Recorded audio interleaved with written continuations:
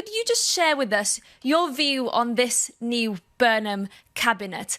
What does it say about his vision for this next government? Well, the people he's chosen include many have been in this government since his predecessor, Keir Starmer, was elected in 2024. And some of them have a history going back even to the Tony Blair, Gordon Brown era of British politics when Labour was in power up to 2010. So it's a balance between those with some experience and bringing in new people, loyalists really to Andy Burnham, some of whom have also been in the Keir Starmer government. So I don't think it's a tilt particularly to the left, I mean, or the right within British politics. What it is an attempt to reassure the markets with the appointment of John Healey, as you say, the former Defence Secretary, as the Chancellor of the Exchequer. That's the UK's Finance Minister.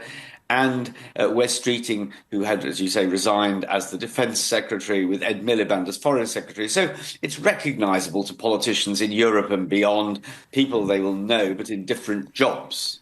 Indeed. And in terms of the message that Burnham is now sending to international partners, including in Europe, what does it say to them bringing John Healey into number 11 after he had, of course, previously resigned in protest over low defence spending plans?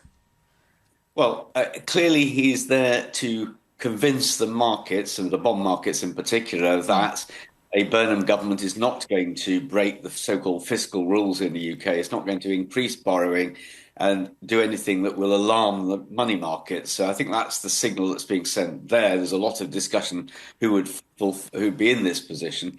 I think beyond that, what they're trying to do is to give a bit of a sense that there'll be more popular changes that will affect people. So, for example, a cut in value-added tax on fuel next winter, but costed in a way that doesn't, as I say, make the markets think this government will be less fiscally responsible than its predecessor.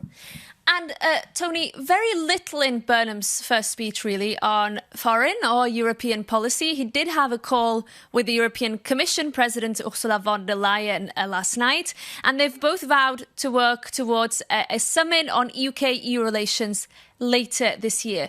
Do you expect Burnham to give this reset with the EU the same dedication, the same energy as Keir Starmer previously did? Oh, I think he'll probably give it more energy. I think he's more in favour. When he was mayor of Greater Manchester, he made a number of statements that were much closer, or suggesting a much closer relationship between the UK and the EU than I think Keir Starmer, who was really quite cautious about it, didn't want to upset public opinion. Public opinion has moved on to some extent. There's now a majority, polling shows, for a closer relationship between the UK and the EU. So it'll be interesting to see how far Andy Burnham is prepared to go. And of course, how far will the EU be prepared to go? It'll be a negotiation. But I think this signals a slightly closer relationship between the UK and the EU than Keir Starmer would have wanted.